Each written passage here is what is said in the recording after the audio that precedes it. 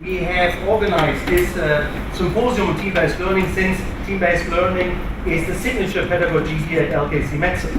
And in the last 2 years, we have conducted quite a number of research internally here to see how team-based learning works, but also with partners in Singapore and abroad, for instance, Imperial College, to see what are the inner workings of team-based learning, how do our students, how do our medical students benefit from it. And I'm quite excited to share some of this here today.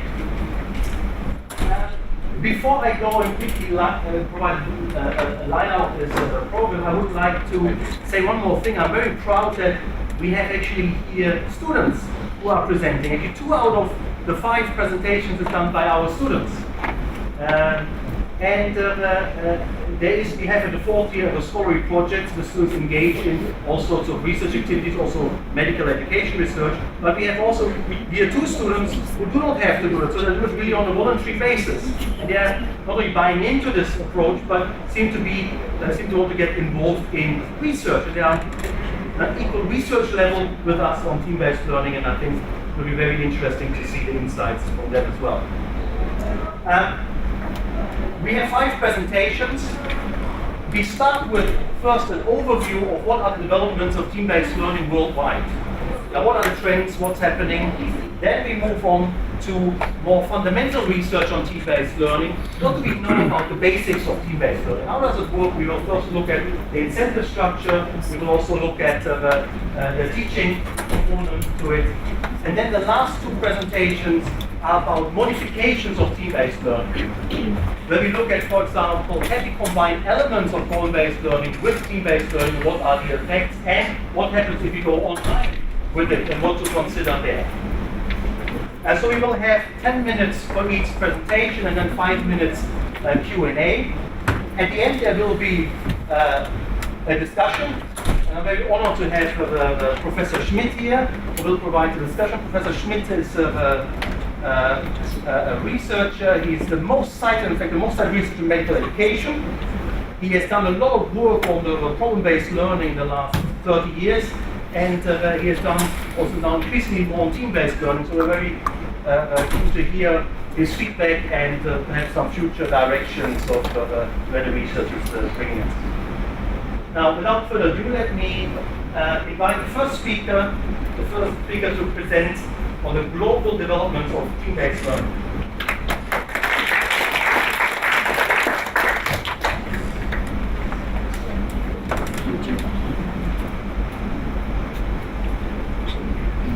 Right, so good afternoon everyone. My name is Jimmy. I'm a year 4 medical student at the Rotgans School of Research.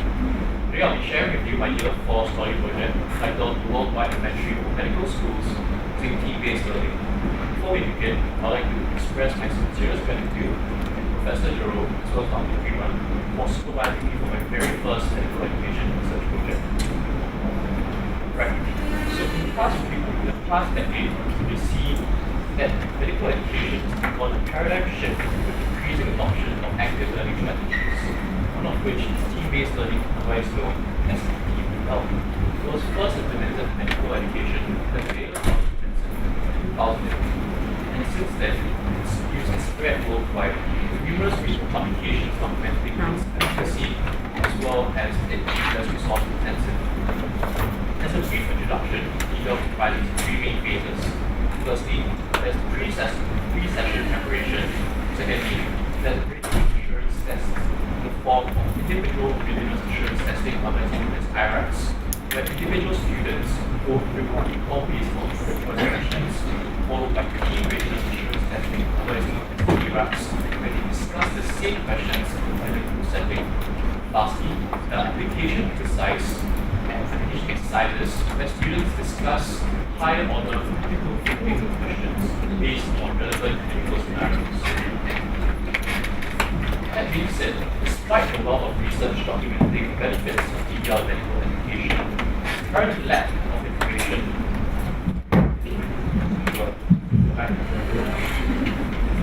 there's a lack of information regarding the distribution and implementation of TBL in medical schools worldwide.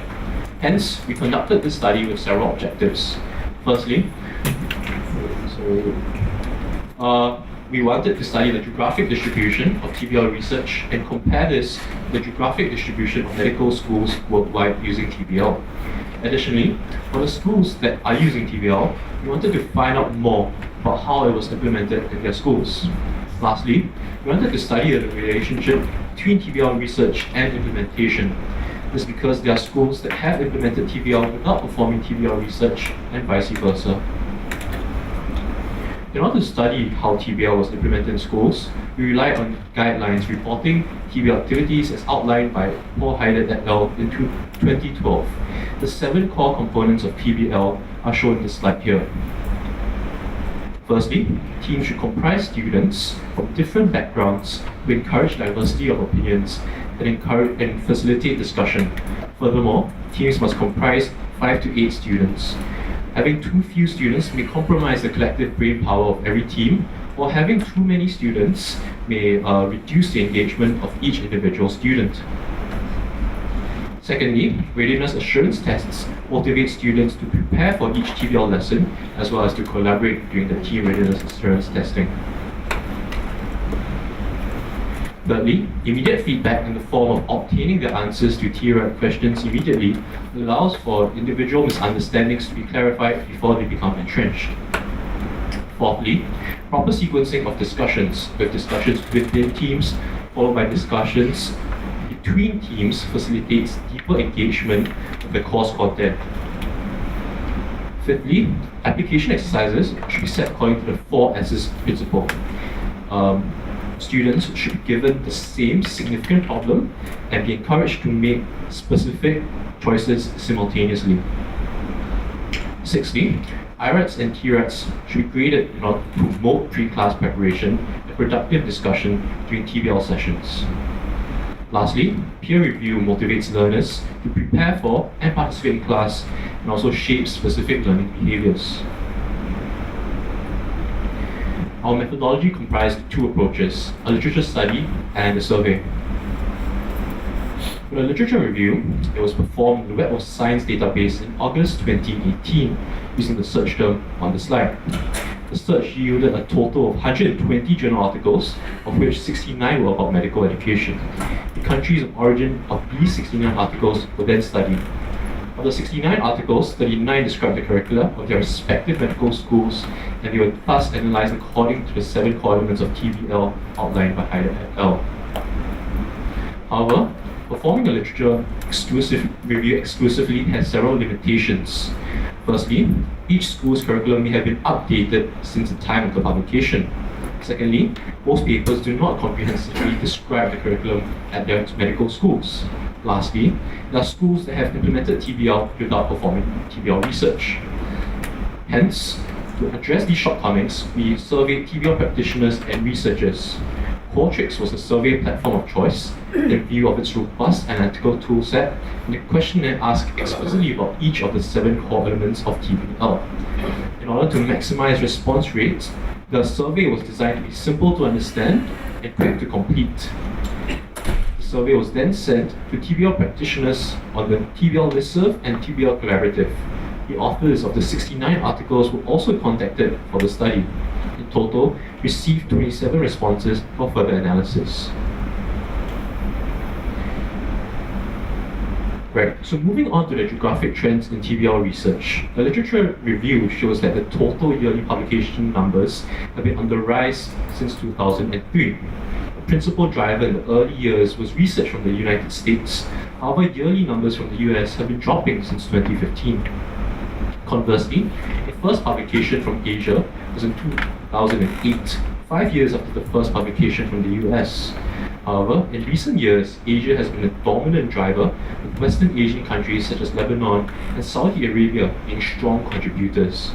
In comparison, there are fewer publications from other regions such as Europe, Australia, and Africa. This slide summarizes the geographic trends in TBL research, while the table provides a breakdown of total publication numbers in TBL.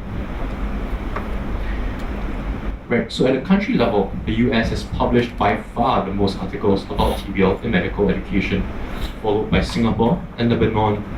The 5 articles from Singapore were published by authors from all 3 local medical schools, whereas the 5 articles from Lebanon were all from the same school, the American University of Beirut. On further analysis, majority of the 39 publications from TBL schools originated from Asia and America, specifically the US. Similarly, at the country level, the US is still the leader, followed by 5 articles from Lebanon and 4 articles from Singapore. Of the 27 survey respondents, most were from the US, 16 respondents, followed by 4 responses from Singapore. Having gone through the results of the literature review, I would like to share the key takeaways in terms of the graphic trends in TBL research. Firstly, the US is the leader in TBL research in early years, unsurprising given that TBL was first implemented in American medical schools. The large number of publications from the US in early years may have established the benefits of TBL in the local context, possibly reducing the need for further research in the following years. Meanwhile, publication numbers in Asia are rising, and this could be due to pilot studies to assess the applicability of TBL to the local context. This is particularly so for Western Asia, where TBL may be conducted in single-gender teams due to cultural sensitivities rather than mixed-gender teams as advocated by various guidelines. Despite this, there was only one response from a Western Asian school. More must therefore be done to understand their context over there. Lastly, I would like to highlight the role of Singapore in TBL research.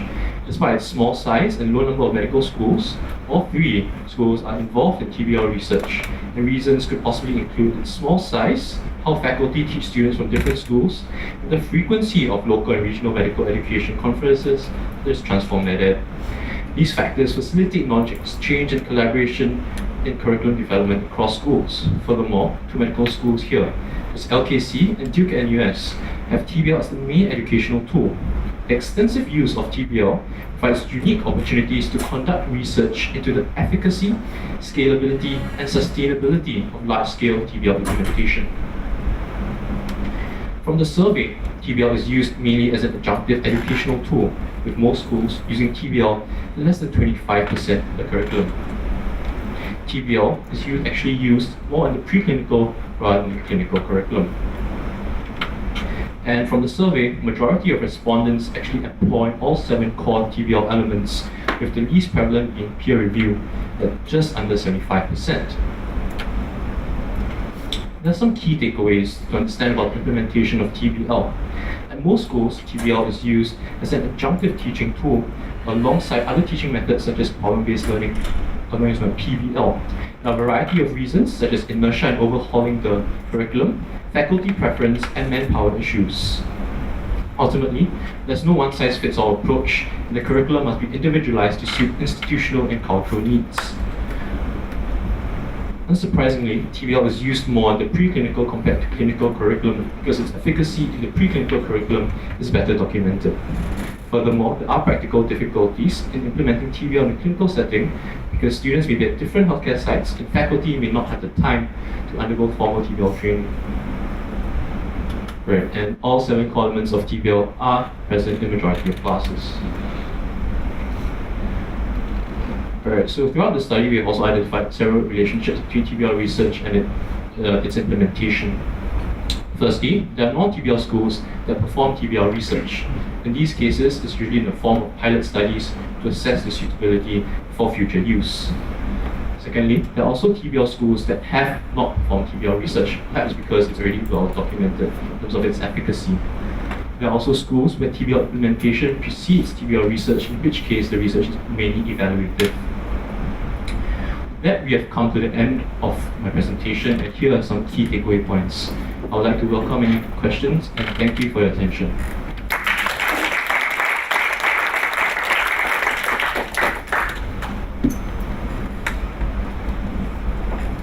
Do we have time for a few questions? Any questions?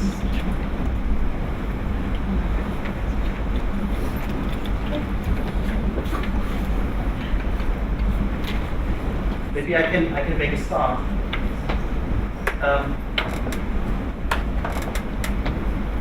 from your data, could you actually see, I mean, you have demonstrated that quite a lot of TBL institutions worldwide, they are starting to publish more, but is there also an indicator of how widespread is TBL? Because we know oftentimes as an implementation or a professor would try a different instructional approach and chooses TBL for his or her course. But is there any indication of also how many institutions are there that apply TBL as a main pedagogy, as a huge, more systems-wide approach? Right, so based on your question, there's actually no one database in terms of documenting all the schools that did TBL, which is actually one of the main reasons why we chose to do this study. However, TBL use is actually quite prevalent, particularly in the US. I think there's a database that says that it's used extensively in the preclinical curriculum, especially for classes like physiology and biology. And I think that more can be done. In this study, we did a literature review as well as a questionnaire as sort of a proxy to kind of understand the geographic distribution, although both these methods have their own limitations. But there is definitely room for future developments. I hope I addressed your queries. Any more very nice research. I think it's really very interesting. Something which is really important for all of us in AKC medicine to hear about. Have you an impression from the research that has been done about how students accept TBL or see TBL, what it's like from the student's point of view? Does any of the research look at the acceptability of TBL in the student population? Right, so you're talking about student perception of TBL, Yeah. Is that correct? Okay, so there are actually a few articles, I think one of which actually mentioned that TBL was not very well received from students, but the same study also documented that TBL produced better results compared to the pre-existing curriculum. So it's all a balance between balancing efficacy as well as popularity of the student population.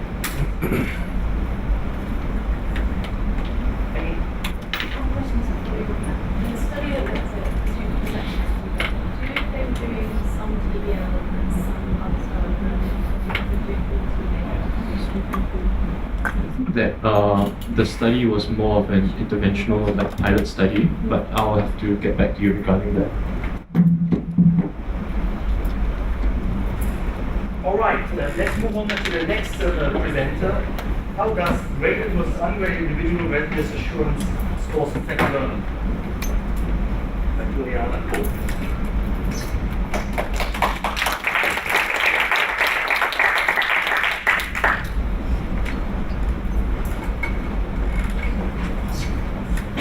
Hi everyone, my name is Juliana, and the topic that I'll be presenting today is how does graded versus ungraded individual readiness assurance test scores affect learning.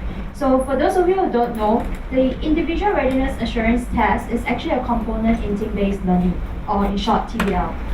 So here's how we conduct our TBL session in LKC, and in a nutshell, TBL is an active learning strategy that is instructor-led but learner-centered. So a sequence of activities is conducted in a single TBL session, and these activities can be grouped into 3 different phases. The first one is the preparation phase, the second is the readiness assurance phase, and the third is the application phase.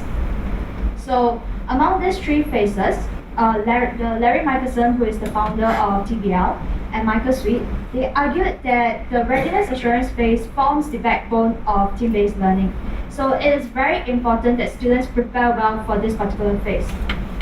So to stimulate adequate preparation, appropriate structure should be put in place to achieve this. And the most common recommendation is to grade the Individual Readiness Assurance Test, or IRA scores.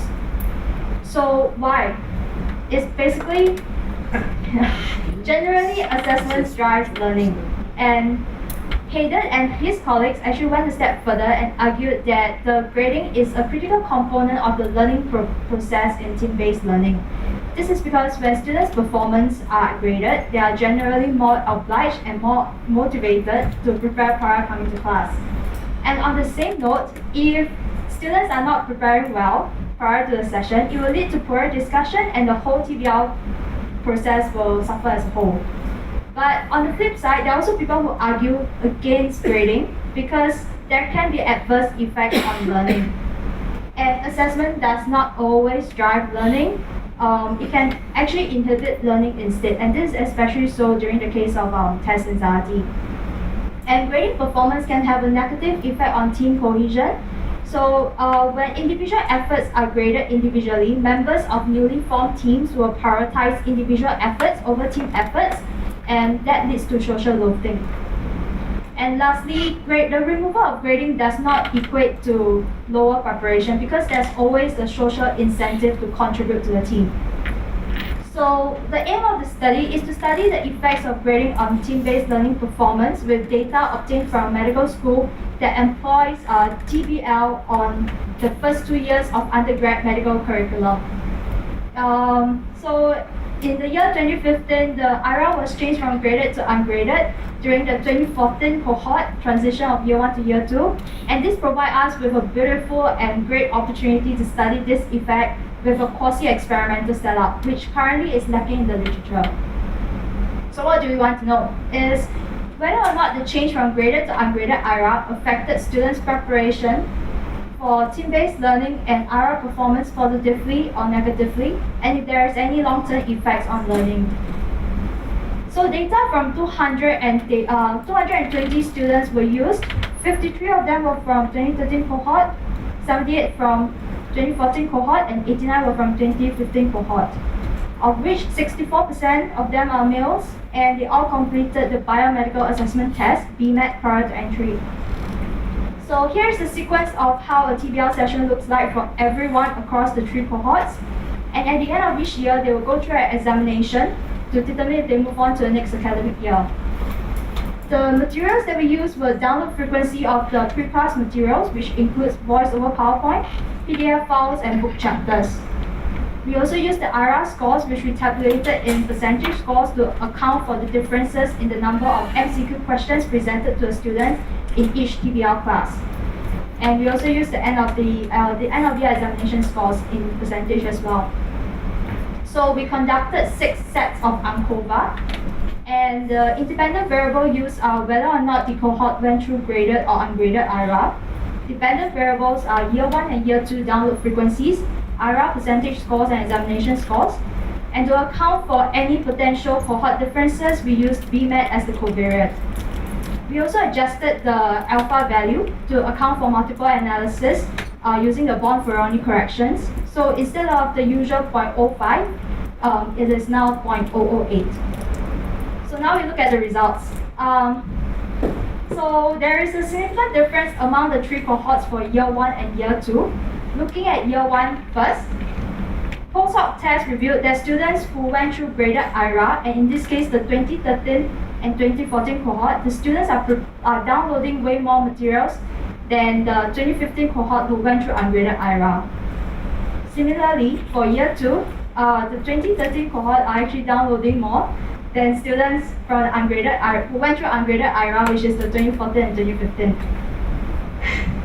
In looking at the IRA scores, same thing, there is significant difference among the 3 cohorts for both year 1 and year 2 IRA. And for looking at the year 1 first, post hoc test again reveals that students who went through graded IRA performed better than students who didn't. And the same pattern repeats for year 2. As for examination scores, we first look at year 1, okay? There is a significant difference among the 3 cohorts, and in particular, the 2013 cohort who went through graded IRA performed better than the 2015 cohort who went through ungraded IRA. But we can't find the same pattern for 2014 and 2015. So we want to know whether the IRA scores actually affected the examination scores. We added the IRA scores as a covariate into the analysis. And what we found is that the IRA as a covariate was significantly related to the examination scores, and the significant difference among the 3 cohorts actually disappears after that. As for year 2, there is no significant difference among the 3 cohorts, but interestingly, what we found is that the 2014 cohort who went through ungraded IRA, they were actually performing better than the 2013 cohort who went through graded IRA. I'll come back to this in a minute. So what we have found, So what all these results says? Firstly, the change in the IRA from graded to ungraded resulted in a lower download frequency in pre-class materials for both year 1 and year 2.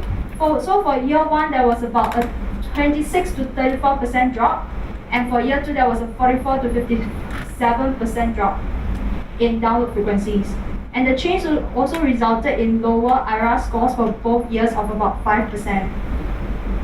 The change also had a negative impact on student performance on the end of year examination. So as the additional covariate demonstrates, the reduction in the end of year results scores can be attributed to the change from graded to ungraded IRA. As for year 2 examination, we couldn't find a significant difference among 3 cohorts, but we noticed that the 2014 cohort were actually performing better than the 2013 cohort.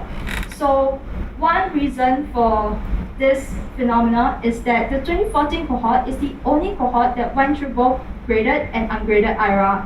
So they may be more aware that they are not learning as much as their peers, which they then compensate by studying even harder for their final year examinations, which leads to the better performance. So what are the implications of this study? So the data actually, our data supports notions that graded IRA is more conducive for TBL. Lack of preparation can have a long-term effect on students' academic performance. And you can also argue that, hey, it's a drop of 5% in IRA scores. What's the the educational significance? It has to be noted that in the institution that employs this, the TBL contribute to 5% of the overall grade. So this is actually lower than what was recommended in the literature. So for instance, Dean Pumley, who is also a well-known figure in TBL, they recommended that the contribution of the TBL grade to the overall grade should be determined by the amount of time spent on TBL during the semester. And in particular, IRA would contribute 25% of that TBL grade. So you can only imagine that if the weightage of the IRA was actually higher, the effects will even be stronger. So some limitations that we need to address as well. The first one is that the results is not generalizable to the whole TBL community, but only TBL in the medical context. And secondly, only the grading system of IRA is examined. We are not sure how this affected the other TBL components like TIRA or application exercise. So all in all, what I can conclude is that while graded IRA has its benefits in learning, more research is actually needed to determine whether or not it's really superior than ungraded IRA. So with that, I conclude. Thank you.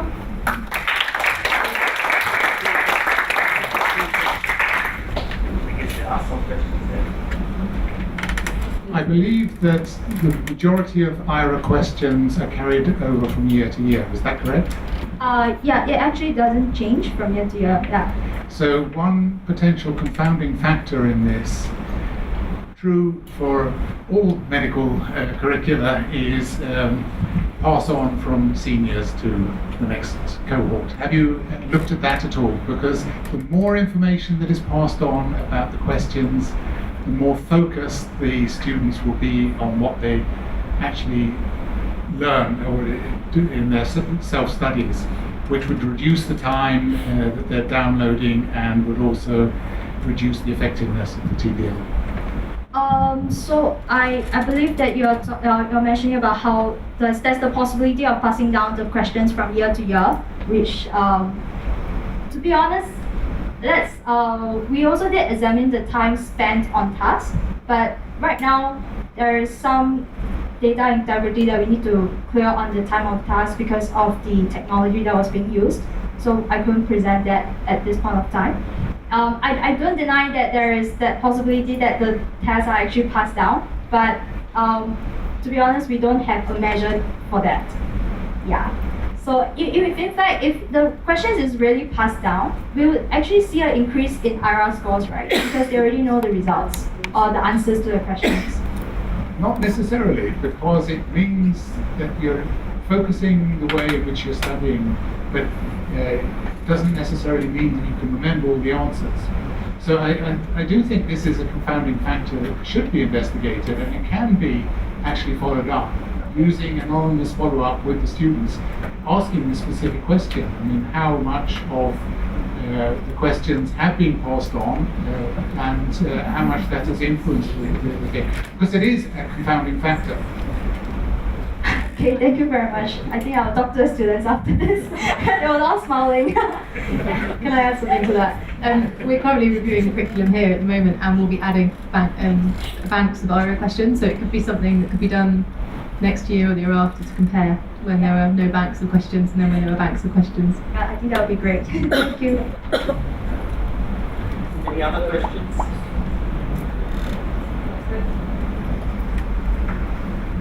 Well, it was a great presentation, Gina, thank you. Just going to the history of this, why we had the graded and we moved from graded to ungraded. I think we were concerned really about the stress on the students, and it would be like having an exam twice a week. But I wonder whether we need to think about that differently now. I don't know whether professors you have a view on this, whether on what having high frequency exam type tests like that might do to the students in terms of their stress levels versus what we might gain from in terms of their learning. I have a few, but I keep it till discussion. I think this comes back to program assessment and the balance between frequent, balanced assessments and focused, high-stakes assessments. So I think the stress is perhaps less than one thinks. The knowledge we have about program assessment now, I think, should lead to a reassessment of this if it is the right approach or not.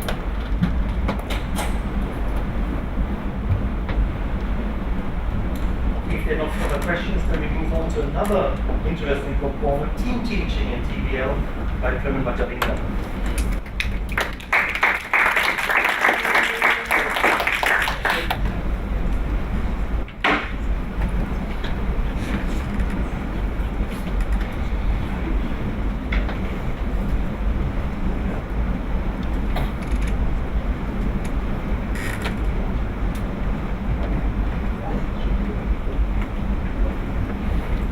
Good afternoon, everyone. So we're presenting this team teaching in TBL, and my disclaimer a little bit is this is I'm co-author on this. The principal author on this is my colleague and TBL facilitator, Yang Lishan. Unfortunately, she decided to go and have a baby at the most inappropriate time and leave me with these slides. So she's very happy, but I'm going to do a little bit of PowerPoint karaoke because most of the slides are hers. So I hope I do her presentation mostly some justice. So a little bit of background on TBL and RKC medicine. So I think there were a few questions about the extent of use of TBL and RKC medicine. We use TBL here throughout the 5-year curriculum, but most extensively in the first and second year. About 60% of that time, as Juliana mentioned earlier, in the first and second year is devoted towards TBL. Right? There's also TBL in the clinical teaching years, but to a lesser extent. So really, a lot of this focuses in the large implementation in years one and year 2. Our implementation in years 1 and year 2 is on a large scale and quite consistent, and we feel that it's been enabled by 3 factors, and these factors are the learning spaces, which you have experienced over the last few days, the e-learning ecosystem, which helps us get almost real-time feedback from the students while they're doing TBL. And the third aspect, which I'm going to be talking about today, is the team teaching or teaching teams. You'll see TBL presented in 5 different ways today, so I won't really spend too much time on this slide. Right? It's essentially the same. I'll point out 2 things of which may be slightly different. The thing in the center, the burning questions, is terminology which I think is very much unique to RKC medicine. It's consistent with what's in the literature, but we formalized the process a little bit more and we call it the burning questions. The other thing which may be unique in this process is there are 2 lines below that whole process. One which says TBL facilitator and one which says content expert. We have faculty members with 2 distinct roles, right? And I'll explain what those roles are. And that's really the team teaching approach that we have here. So essentially what is team teaching? It's a system that allows the lesson to be delivered by at least one content expert in the classroom, and constructivist pedagogical practices to be put in place by the facilitator, who we can also think of as a process expert, right? So the idea is that students are challenged to answer questions, right? They're challenged to critique each other, right? But also the content expert is there to provide any closure as needed at the appropriate time.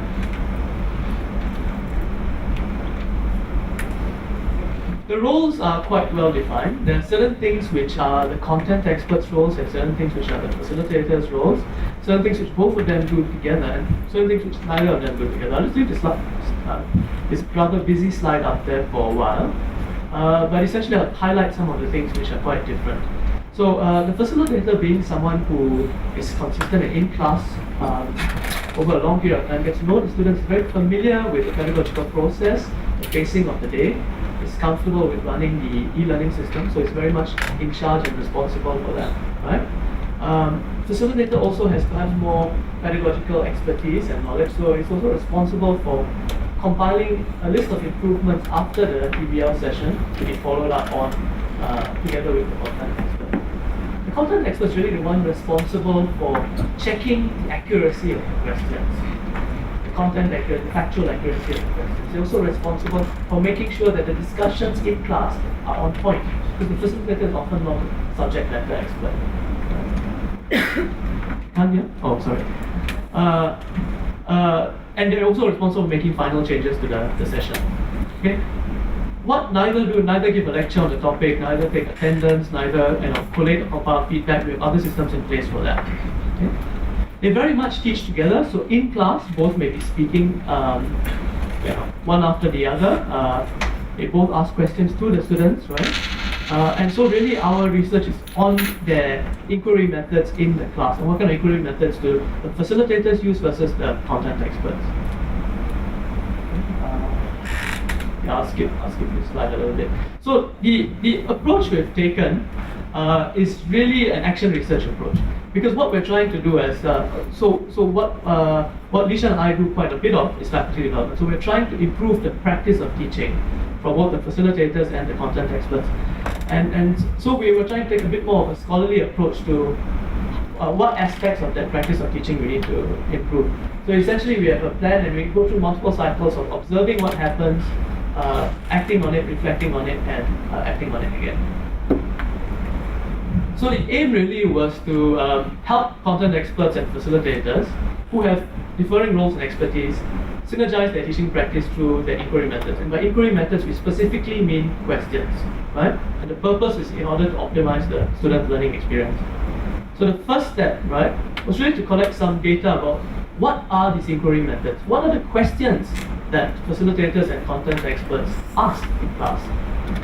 And as part of the regular faculty development, we observe each other's facilitation quite a bit and give feedback. So to add to that, Lishan identified a protocol, a questioning protocol called Equipped, right? And she sat in on 13 different TBL sessions.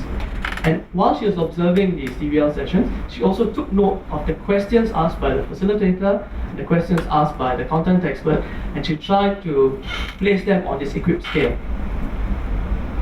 So this is again a rather busy slide, but let me quickly bring you through the Equip framework. So there are 5 measured constructs, right, and 4 levels. The 4 levels are hierarchical. Don't have to pay attention to this too much because we only focused on one particular level, which was level 2, the complexity of questions. Right? So at level 1, right, questions which require a very short answer, like yes, no,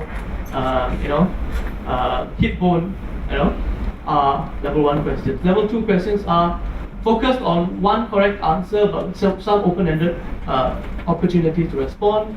Level 3, students are challenged to explain, justify, or reason. And level 4, questions which get students to actually critique each other's response, right? So it doesn't matter what the student does, but the question itself is judged for its intention. So what Dishan found after observing these 13 sessions was that facilitators, as expected, asked about 4 times as many questions as content experts in a TBL session. Right? The facilitators' questions tended to situate between levels 3 and 4, and content expert questions tended to situate between level 1 and 2. That doesn't mean that the content expert questions led to, worse learning, etc. It was the nature of the questions asked by content experts, and I'll show you an example of what those questions are. So this is what a facilitator question would look like, right? So some of you all chose A, and some of you all chose D, and there's one E over there. Can you tell us what E is the least useful compared to A and D? So the intention is for the team which chose E to critique the other two teams' answers. But that may or may not lead to a very good learning experience, but the intention was critique. Whereas the content expert questions are typically Google this term safety behavior, someone tell me what it means, right? Now, these are a couple more examples of facilitator questions. Yes, click to the next slide. So she came back with this data and she presented it at the facilitators meetings, right? And yeah, we kind of agreed. Yeah, the facilitators generally try to engage the class critically, get them to provide rationale for their answers. Content experts seem to be more focused on learning outcomes, right? Which are more specific. So what we do with this, and why is this the case? Is it just because one group has expertise and one group doesn't have expertise?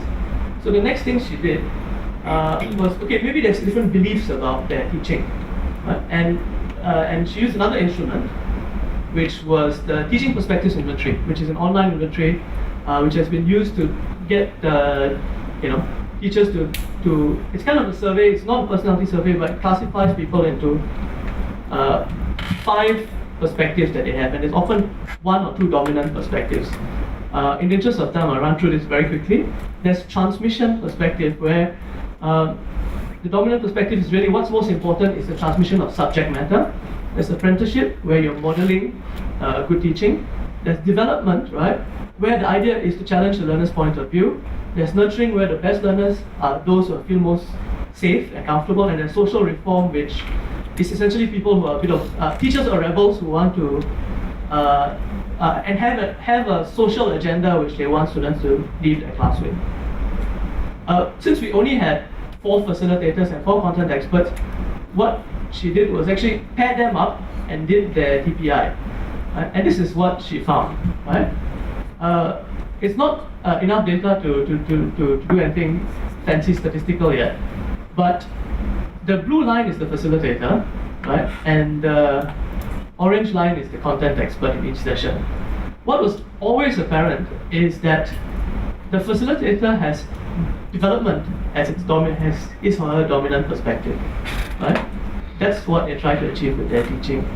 Whereas the content experts generally have apprenticeship, right? Not much transmission. Transmission is higher than the facilitator, but apprenticeship as the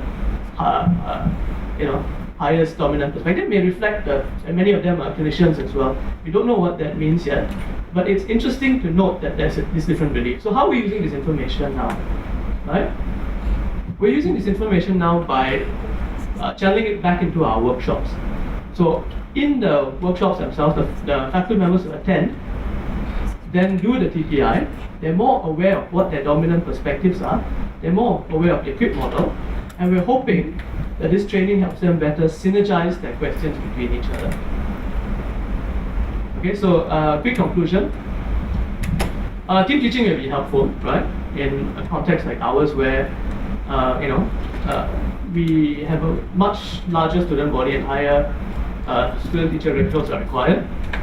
In LKC Medicine's case, it also helps us ensure that constructivist learning practices are put in place and maintained, right? Rather than the tendency to drift back towards more directive, lecture-based approach in a TBL session. And that's it. Thank you very much.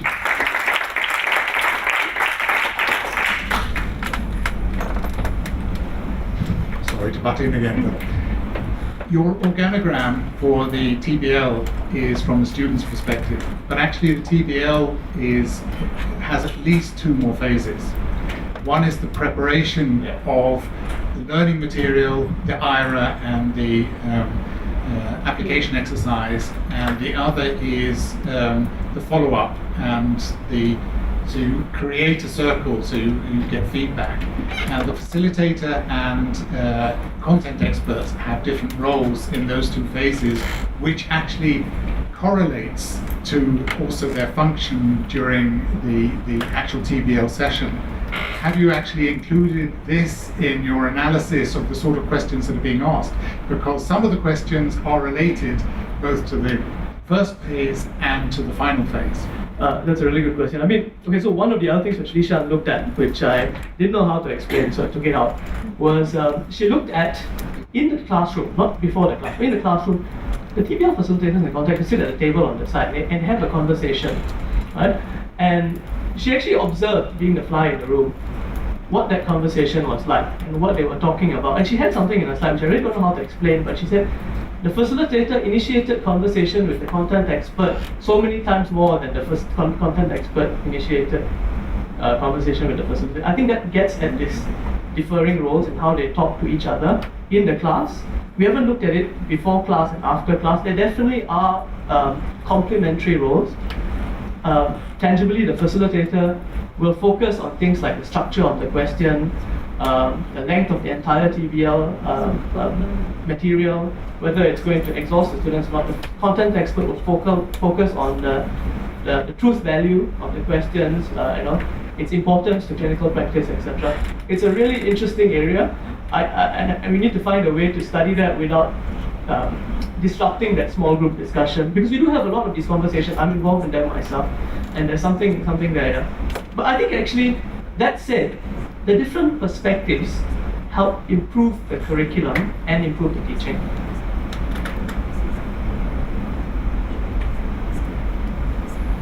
Any other questions?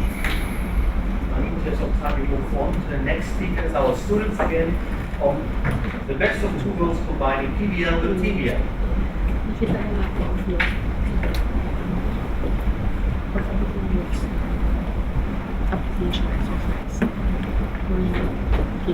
So good afternoon everyone. My name is Teng Zheng Jie. I'm a Year 2 medical student here at the Chian School of Medicine. And here with me today is Gabriel, as well as Enver. So as Prof Jerome has said, we are Year 2 students and we don't really have to do a research project. But we were quite interested in seeing how TBL works, because that's what we've been using for the past 2 years. So our project is basically on the combining of PBL with TBL.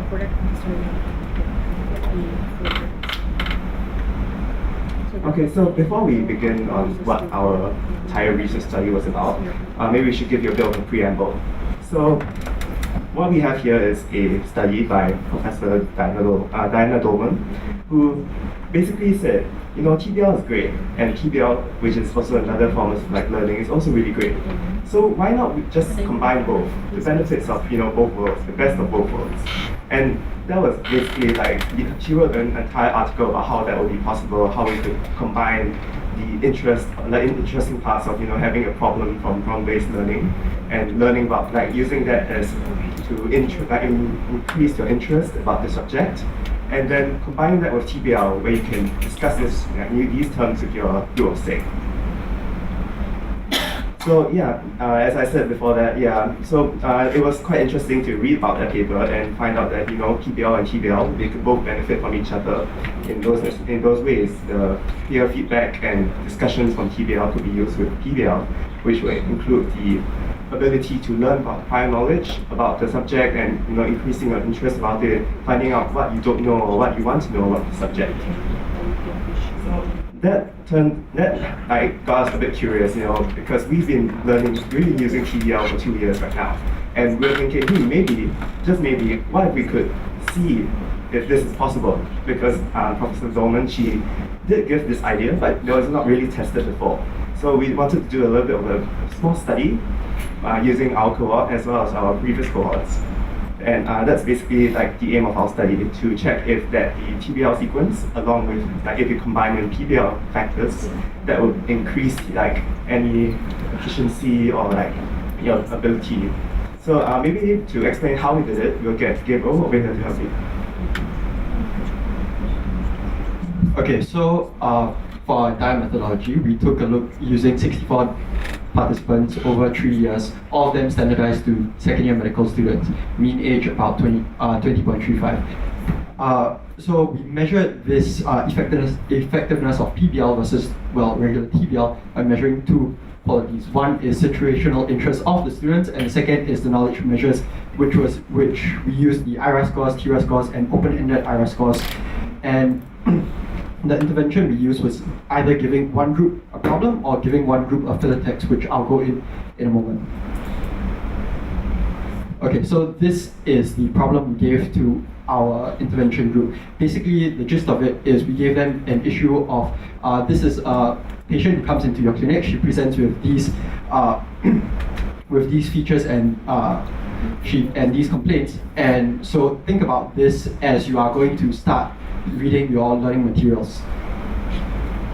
For the filler text for the control group with no intervention, we just gave them abstract of the same length of just what is an introduction to what is TBL, completely not new information that they would have already known. Okay, so you guys have seen how TBL is run. Normally, what we did was we changed up a bit for the purpose of this study. So instead of having your preparation before the entire TBL, because we wanted to standardize the amount of time each participant and each student was given to study, we had the learning material placed within the TBL. So we introduced them to the topic first, which was on dizziness. Then we did one measure of situational interest. We gave them either the problem or the control filler text, measured their situational interest again. Then we gave them the learning material, which was about half an hour's worth of reading on dizziness. Measured their interest again, did the IRA, measured their interest, did the TIRA, measured their interest, and then finally went into an open-ended IRA. And to analyze our results, we use repeated measure ANOVA as well as one-way ANOVA for the open-ended IRA. Okay, so our first set of results is for the student situational interest. As you see on the blue line, that's the group where we gave the intervention of giving them the problem. And the green line is the group which we gave the filler text to. It's very clear when we gave them either the problem or we gave them the filler text, there was a huge drop within the situational interest, and it began to rise again after they started reading the text, did the IRA, did the TIRA on both groups. Okay, and for knowledge acquisition, it's a bit closer. We can see in both groups, blue for those with intervention, orange for those without. The results for the IRA, TIRA, and open-ended IRA were largely similar. Right, so to just summarize some of the data that we collected from this study. So we've realized from the data on situational awareness that we've gotten from the students, we've seen that the problem was actually successful in arousing the students' interest in the topic. And the filler text did not arouse any interest in the topic. In fact, there was a significant decrease in situational interest when we gave them the filler text. Despite these differences in the situational interest between the two groups of students, this did not lead to any changes in learning, as the scores of the IRA, TIRA, as well as open-ended IRA did not have any observed significant differences. So the conclusion that we derived from this data was that despite the motivating effect of the problem, this did not really translate to significant learning gains, and the aroused interest in the students didn't translate to any improvement in their results. So therefore, this data sort of suggests that present the picture that there's no benefit of adding this problem from TBL into TBL, and that TBL is able to work as it is without the addition of this extra element. However, we do recognize that there are limitations in the methodology of our experiment, and it's possible that the study text that we presented to both groups to study acted sort of as a problem for the control group. As you can see, there was a significant increase in the interest of the control group after they had read the study text. So how we interpreted this was that there could have been, the study text could have emulated the motivating effect of the problem and managed to raise the situational interest of the student in studying the topic at hand, which was dizziness. However, we are not very sure whether or not this actually did happen, because it's also a possibility that perhaps our filler text was just too boring, and that the increase in situational interest after reading the study text was just a natural recovery of interest after putting the students through such a boring filler text. In a future study, we want to replicate this, except maybe use more neutral materials that will not cause a decrease in interest and would avoid having this subsequent increase in interest. Ideally, we want the control group to have a rather constant interest throughout so that we can zoom in on the effects of the problem on the interest of the students, as well as to isolate whether or not this interest actually did have an effect on the overall learning and the test scores of the students. Yeah. Thank you.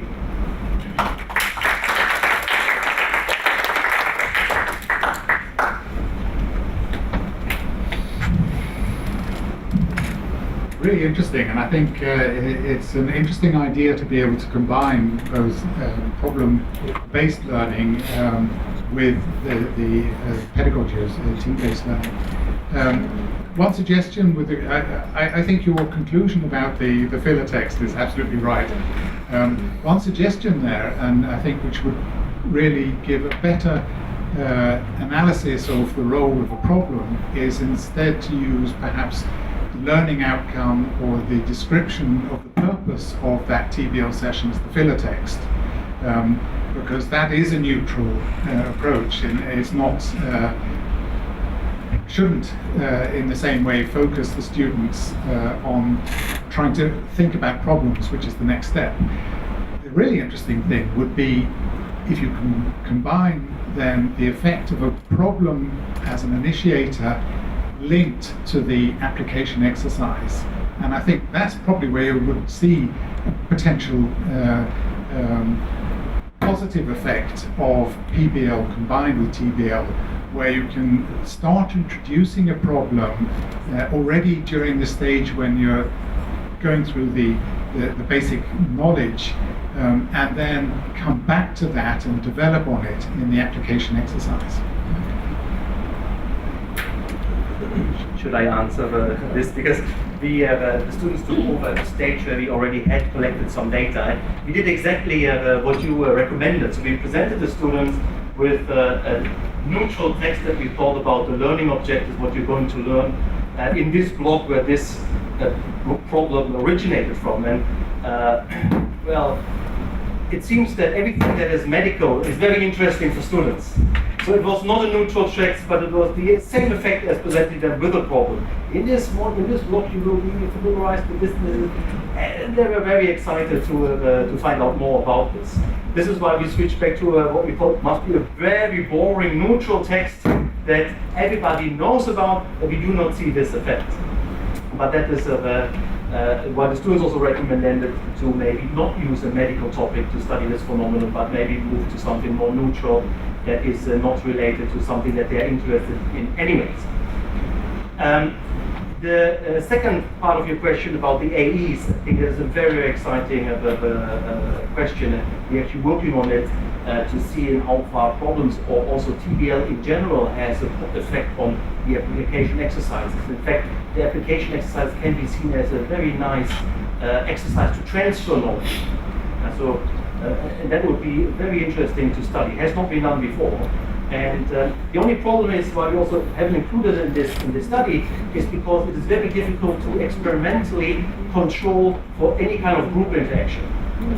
Also, a recommendation by Goldman was to present a problem and let the students discuss about the problem. And but this discussion can, of course, have an amplifying effect or additional effect. But in an experimental setting, it's very difficult to control who's saying what. We're still thinking about what kind of design we can use for this. There are some ways where, for example, a video is presented off a group, but we are working on it.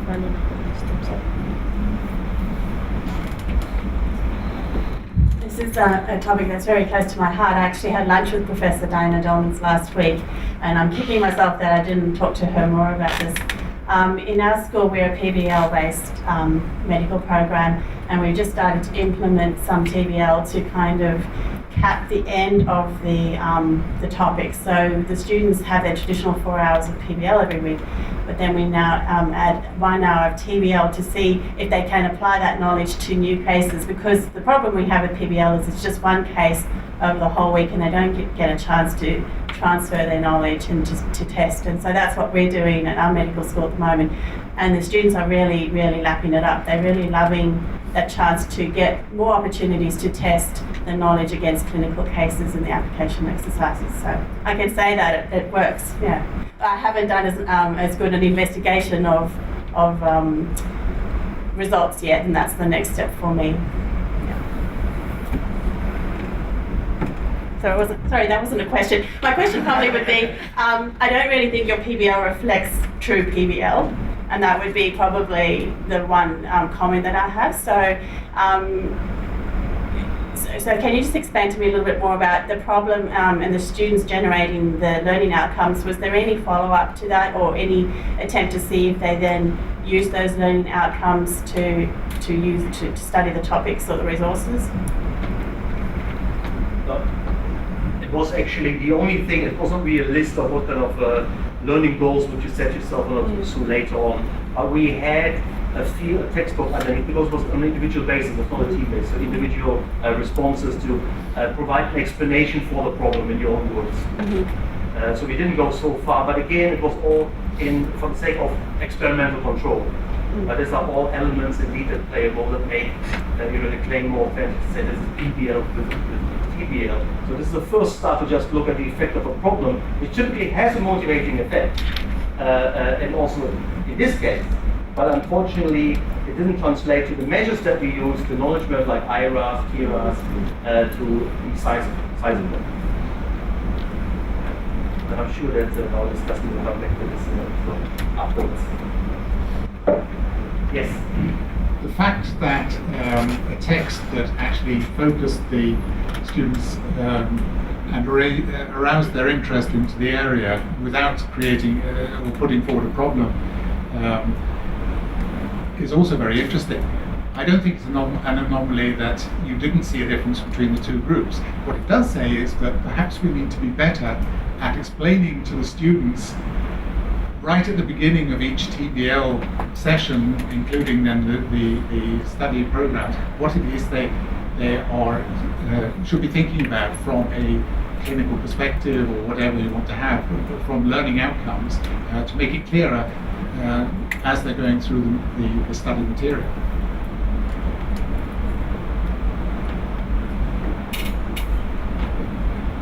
I think this is a good suggestion, although the mechanisms of how interest is aroused are exactly opposite. That you would give them some information, would say there are some things that you don't know, and that normally, typically, is the mechanism that would draw you in to be interested, to arouse curiosity. So presenting them that this is what you're going to study should have the opposite effect, but we could further explore it. In the interest of time, let's move on to our last presenter, and this on the online TBL best practice development.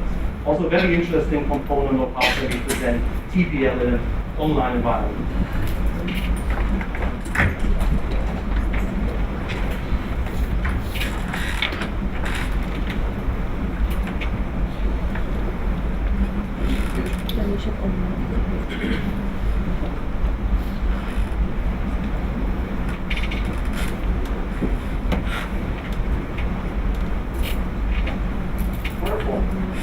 Good afternoon. Can everyone hear me okay? Push the button. Push the button. Push to talk. Great. Works like that in a airplane cockpit as well. It's called a PTT button. It's on the yoke, and your thumb pushes it. Good afternoon. Thanks for being here today. My name is Brian O'Dwyer on behalf of CognaLearn and Embry-Riddle Aeronautical University. Thank you for being here. Thank you for being awake. And thank you for inviting somebody outside of the medical field. I want to start out with some acknowledgments. First of all, I want to acknowledge the 16 other co-authors of a white paper called Opt-On, Best Practices for Online Team-Based Learning. This presentation is largely based on the work of the 17 people, which include myself.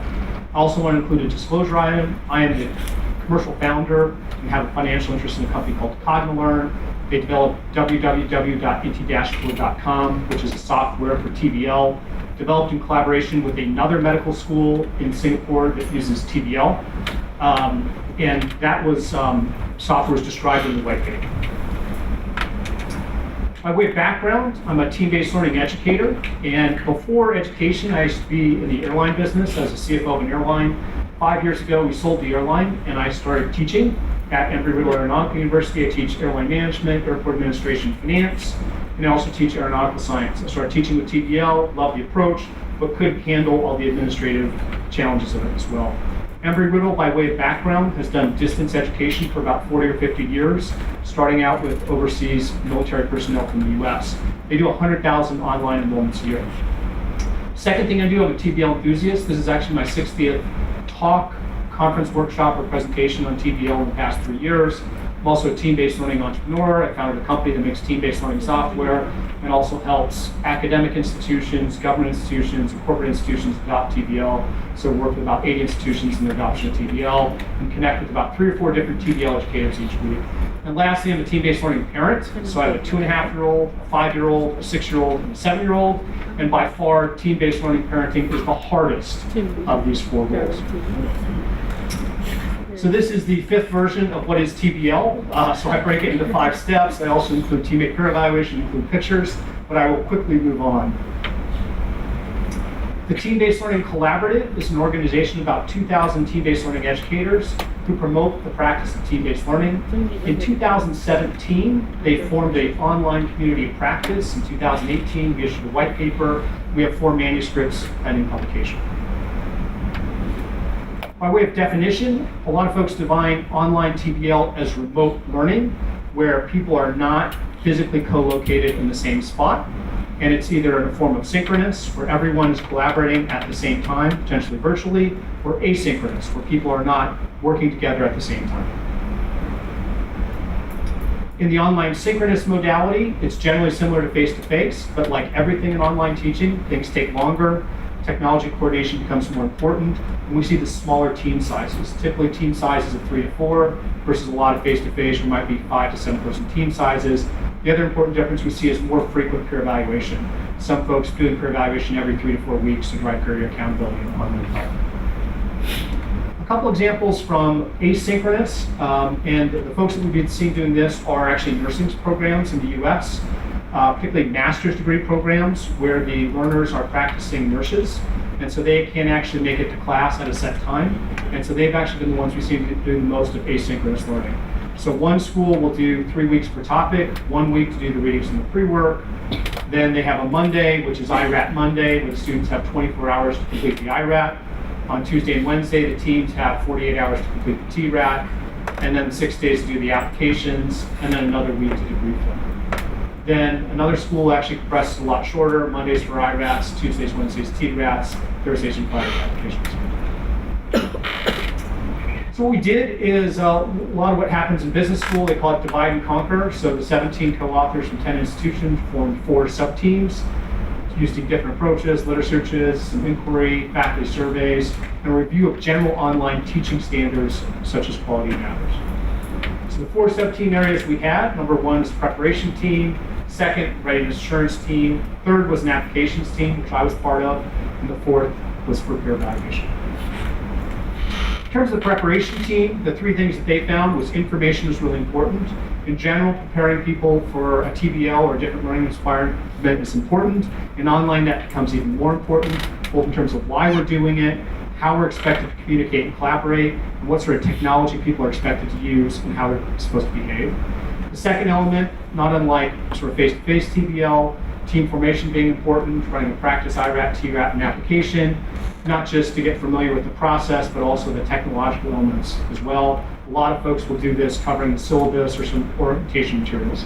Finally, the last bit, again, more from online teaching perspective, is very specific faculty introductions and teammate introductions that might normally occur around the table. Those sometimes need to be scaffolded. Second element, readiness assurance. Some of the key principles here are a little bit more flexibility and accountability in how we structure those, as well as thinking about how that collaboration and interaction will be designed and implemented, and finally the technology infrastructure to put that in place. On the application side, considering the method of delivery is pretty important as well, as certain applications will have different sort of styles and parameters. For example, a multiple choice application will run a lot faster generally than a free response application. So if you're time constrained in a synchronous environment, you may want to shift more towards multiple choice application versus free response. And it's not really as simple as just taking what works in the face-to-face environment and shifting it online. You do need to make a consideration for that. And again, with other things as well, the technology factors become more important, both in terms of how we want teams to report out, but also how do we want them to actually collaborate when they're not physically co-located. 4-step peer evaluation, largely similar to sort of standard face-to-face peer evaluation, but the real issues are that a lot of people will do it more frequently, again, every 3 to 4 weeks to drive peer accountability, because you don't have that accountability of seeing everybody in person, twice a week and so forth. But what that means is your peer evaluation process needs to be more efficient, and that's where the technology role comes.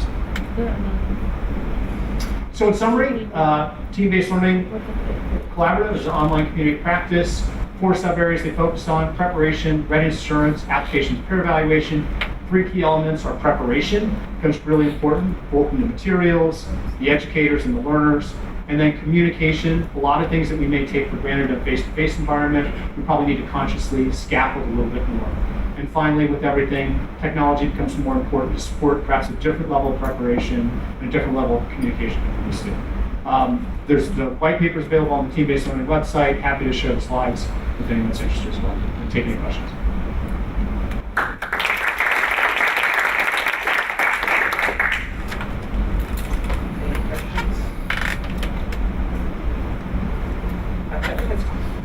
I was just looking to the left. I think it's a very, very interesting approach. But is there any implementation of this already in the master program or higher degree program? The ones I can think off the top of my head are UNLV Nursing School, University of Illinois Chicago Nursing School, Augusta University Nursing School in undergraduate, master's, and PhD programs. So the biggest ones we've seen are on the nursing programs. And again, it comes back to the shift patterns of practicing nurses getting a master's degree. And they were already seeing TBL in medical, seeing TBL in nursing and pharmacy, so they have been the first ones to see it. Brian, how are you managing the team-based application?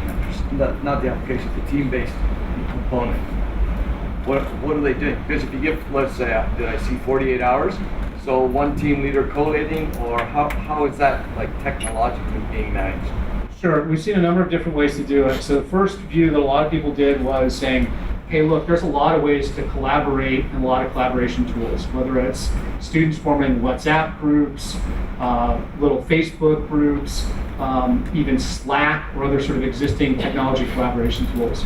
What we've seen from people is now that they've started to experience, they said, what we want to do is inbuild those chat functionalities within the technology we're using to deliver the team-based, the T-RATs, if you will. And what we want to start to do is sort of track that contribution of those conversations, those chats, about question 7 versus question 8 versus question 9. You mentioned that this was carried out in collaboration with Duke NUS. Is this technology that has been implemented there? Yes. So that actually gives a very interesting opportunity to compare pure face-to-face with technology-assisted face-to-face. Have you done anything with that? Let me qualify the statement. Duke NUS uses the technology for face-to-face TBL. In terms of contrasting online TBL people with face-to-face TBL, I think University of Illinois Chicago Nursing may be doing both, but that's a good question. I have not quite seen that structure per se. Other structures people have been looking at is, do you compare sort of a traditional what I call digital lecture online learning versus an active team-based learning. The other interesting structure that people have done, this is University of South Alabama, again in nursing, was to start out with a synchronous TBL session at the beginning of the term and then flip into asynchronous. And they found out that those results still early was extremely effective. And so it's not clear to me that the face-to-face versus online may be the right sort of comparison. It may be sort of passive online versus active online. Thank you, very interesting. So there are elements of TBL which are really attractive, the individuals and thinking, reflecting on a problem, and then discussing it in groups. We started doing something similar in Imperial London, which isn't a pure TBL. And we had difficulty calling it TBL because the TBL community said, well, this is not pure TBL. in that we got the students together in small groups, and then we got them to do the individual, but there was no pre-reading because it was drawing on what they'd learned on the preceding term. So if they were on a 10-week attachment and they'd all been exposed to cases, we said, okay, now we're going to call a session initially we called it TBL. The TBL committee said this is not TBL. We've called it now since TBR, team-based revision. Because then they reflect on the problems they've seen. The pre-reading is in fact is pre-experience, so they haven't had a lecture to watch. It's what they've been exposed to in the preceding X number of weeks on the attachment placement, and then they do it individually, and then they do it as a group, and then they do the application exercise. So everything, all the elements of the TBL in terms of the collaborative work, building relationships, discussing cases, reflection, application is there, except for that one thing, which is look at this lecture or watch this or read this, but drawing on what they've done over the course of the attachment. But we had great difficulty calling it TBL because the pure TBL people said this is not TBL, this is something else. So we've called it TBR on our timetables. That's an interesting one. Yeah, we did another presentation on, I called it guest lecture without the lecture, where I was invited into a business class at NUS Business School on mergers and acquisitions. I said, look, treat your first 12 weeks of your course as your IRAT, your TRAT, your theory. I'm just going to come in and talk about an M&A deal. And every 10 minutes, when I get to an inflection point or decision process, you're going to break in teams and answer.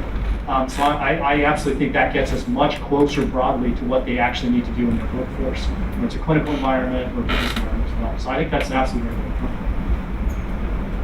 I have one question about how you manage this online aspect. One aspect of the IRA as implemented here is that it's closed book. How do you manage, or do you can't probably manage closed book in the online TBL? Yeah, that's a very great question. So ways that people, and the next follow-on subcommittee of this group is academic integrity. And that is probably one of the biggest issues that people face about online. Things that people have done is started reducing the time it takes to answer each question. So you have 45 seconds to answer the question. In my university with 100,000 online enrollments a year, any 30 sections of business law, as soon as you put up a multiple choice question up, it is widely available on any sort of course channel as well. So thinking about things in terms of expanding question banks. So if my question bank is 10 questions long, that's a problem. If my question bank is 1,000 or 10,000 questions long, that becomes less of an issue. And if I can shorten the time and randomize and things like that, I teach airports. Could I ask the same question about an airport, but change it from Stockholm Airport to Amsterdam Airport to Gatwick to Heathrow for each student, but still test the same concept? So there's a lot of things around that could be done. I don't think it's progressed very far. That's a great question. Any other questions? Then I would like to invite our discussant, Professor Schmidt.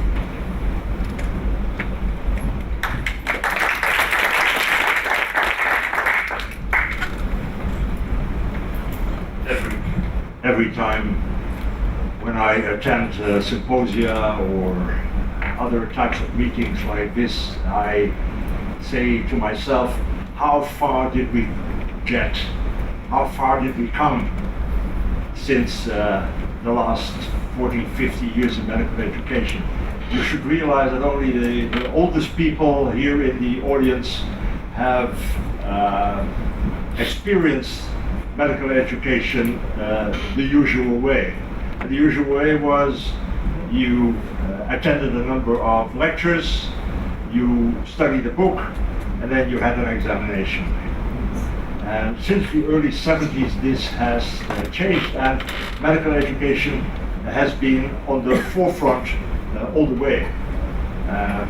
The introduction of integrative teaching, the introduction of skills training, the OSCEs, the progress tests. These are all developments that emerge from medical education, small group peer learning, the use of cases. And these developments were the results, in fact, of changes in understanding of what learning means. In the past, the idea was very strongly that learning essentially was information transmission. The teacher tells you something and you put it in your brain and then try to remember it at an examination. There's more to learning than simply information transmission. There is first the activation of prior knowledge. People cannot learn if they don't have sufficient prior knowledge that helps them understand the new information. But this prior knowledge needs to be activated by the learning situation. And then there's the process of elaboration. You simply cannot remember in the long term what you have learned if you do not elaborate on it. And the best of our students have techniques to do that.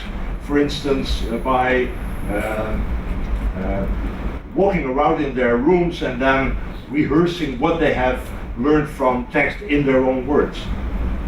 Another way to do it is to discuss the material that you have learned in a small group. And methods like problem-based learning have been very strong in helping students develop these mechanisms, help them to activate knowledge, help them to elaborate upon it, and also increase interest in subject matter. But it is clear that that was not enough to really learn. There is more to learning than simple activation of prior knowledge and elaboration, because knowledge needs to be consolidated in memory. And you should realize that initially new knowledge is organized in the brain in a biochemical way. And in order to reach a situation in which the knowledge is consolidated in the brain and new activities are necessary. And I believe that TBL and the flipped classroom are measures that are methods that are really good at consolidating whatever people have learned in the brain. It is the retesting of what you have learned. It is the small group peer discussion. It is the burning questions and the responses of the teachers to these burning questions that help consolidate whatever you have learned in the brain. And then, and this is unique, I believe, to TBL, there is also the need to use whatever you have learned in new situations. That is to say, to transfer what you have learned. And again, there TBL shines because in the application exercises, students apply what they have learned before. And so being here is exciting because we now see that these new pedagogies really help learning progress. I'm not going to respond to each of the papers that were presented. Let me just mention a few things. Our first presenter has done a study in to find out where and to what extent TBL is used, and it is great to see students actively involved in research.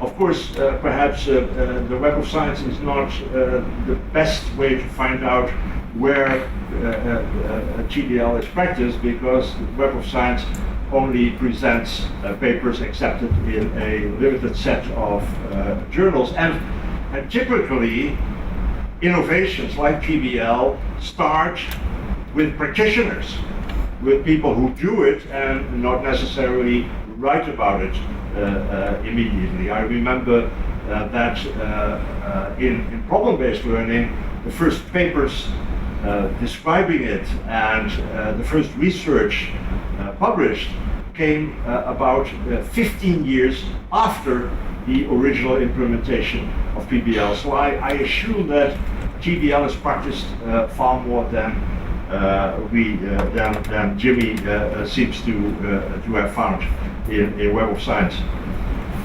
It's also interesting to see that TBL, I noticed that elsewhere as well, that it's very much practiced here in Asia, more than, for instance, in Europe. In Europe, you don't hear about it. In the US, indeed, there are isolated attempts to do it. Individual teachers do it.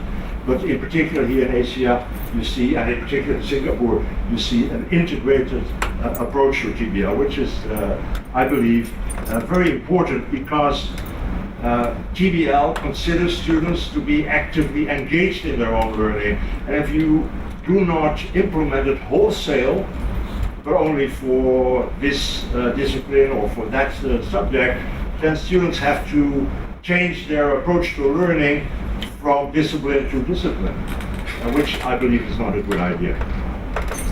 Yeah, Juliana's paper on graded versus ungraded IRA. It's clear why LKC has changed its approach from graded to ungraded, because it's well known in the literature that when you grade activities of students, they become less intrinsically motivated. Because there is an implicit idea in human beings that when you study for an examination, the studying itself is not interesting. It is the examination that is important. So it decreases intrinsic motivation. And therefore entirely understanding that this school has decided to skip grading. But of course there is the disappointment, namely that examination drives learning anyway. At least that's what your data show. And therefore there's a dilemma, and I think the leaders of this school have to deal with this one way or another.